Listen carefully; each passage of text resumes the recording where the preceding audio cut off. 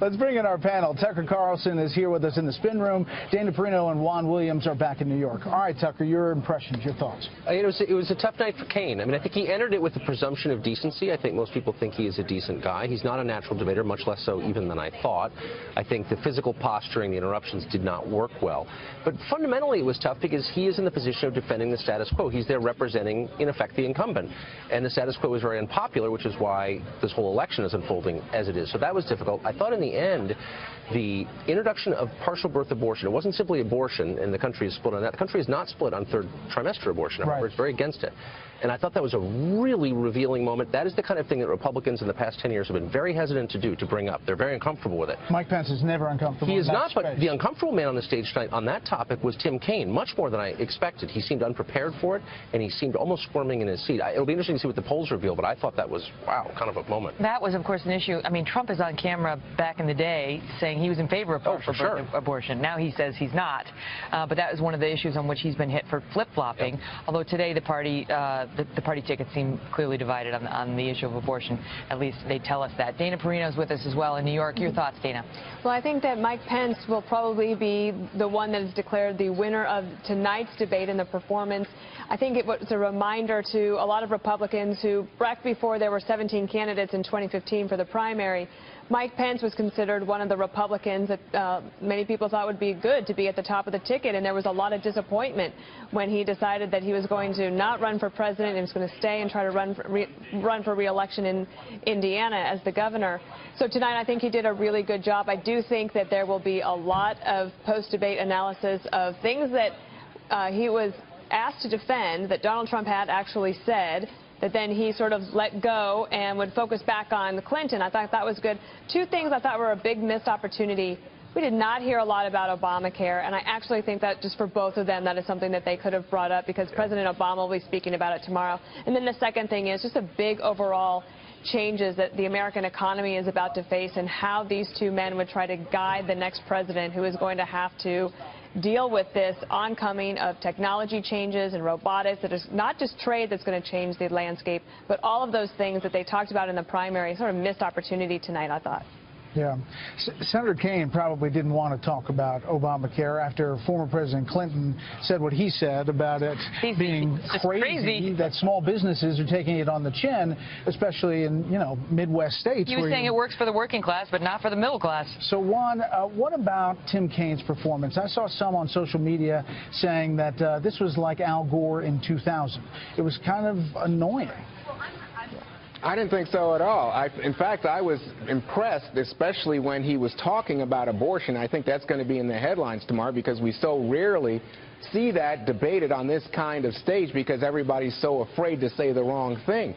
And tonight, I think it was really something to hear Senator Kaine talk about his religious faith and then say, what about Donald Trump saying women who have an abortion should be punished? And I think that put Governor Pence on his heels. And I think a lot of the interrupting that you've been talking about, a lot of the emphasis on the tax and the refusal to release the taxes kept Governor Pence back on his heels. Where I thought Governor Pence did well was when he was saying, hey, wait a second, let's look at the reality of the situation. For example, in dealing with race and the cops, and he came back to the idea of standing with law enforcement, standing with the police, delivering a clear message.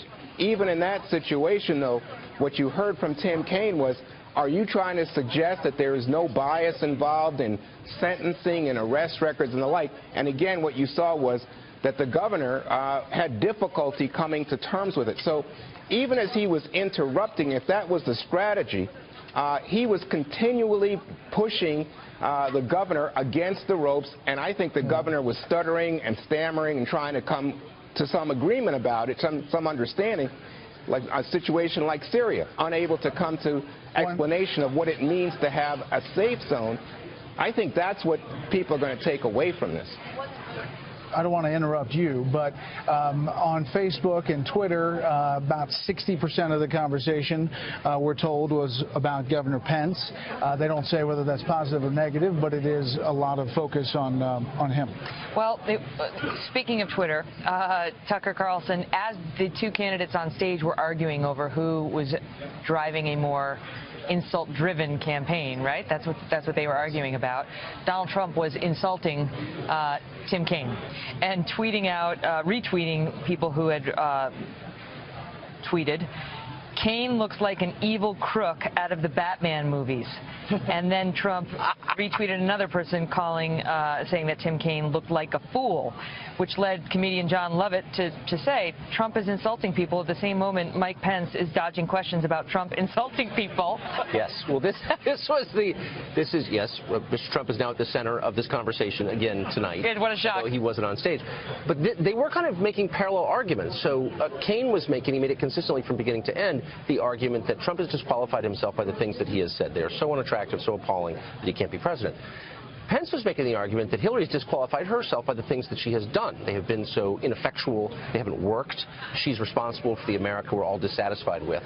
And so it was kind of a stark contrast. I mean, and they each have a case, I think, but they were arguing past one another. I mean, you didn't see Pence say really anything about what Hillary has said, and you didn't see Kaine say anything about what Trump has done. Well, he struck back saying she has called half of our supporters deplorable. Well, that's so right. He for a moment, but mostly, I mean, of course, Trump doesn't hold office, so perhaps that's part of it. But really, this was about turnout, in my view, from beginning to end. You saw Kaine repeating ugly things that Trump has said about aimed at African Americans, Latinos, and unmarried women, and those are the three groups they need to turn out. Dana, at the end, Pence came back to what we thought he was going to come back to, and that is change. That Mike Pence, Donald Trump are change, and Hillary Clinton is the establishment, the ultimate establishment. And did he make that case? I mean, he tried to make it that she was Secretary of State and the world is falling apart under President Obama at the beginning, and then tried to drive it home at the end that he's changed. I don't know if it will stick, but I agree with Tucker that the easier job tonight was certainly for the out-party candidate, which is actually really not Pence, but Trump. And he was saying that, I was there 12 years, and I know that there's a possibility to actually make some progress and make some change and do some things that would be amazing and make America great again. He was short on sort of canned answers, and I think that Kaine was so over-practiced, and some of the lines were like, okay, come on, obviously they're so practiced. Pence is very smooth, and so if you're listening to it, you think, gosh, somebody like that who just sort of tells it like it is and is just more comfortable in their skin than a regular, typical establishment politician might be an attractive candidate. I don't think that either of them expanded beyond their bases tonight. I don't know if Kaine was able to fire up the minority community or millennials, because they know that they have a problem there, and I don't know if he hit anything out of the park. I think Pence will be clearly seen to be the winner of this particular debate.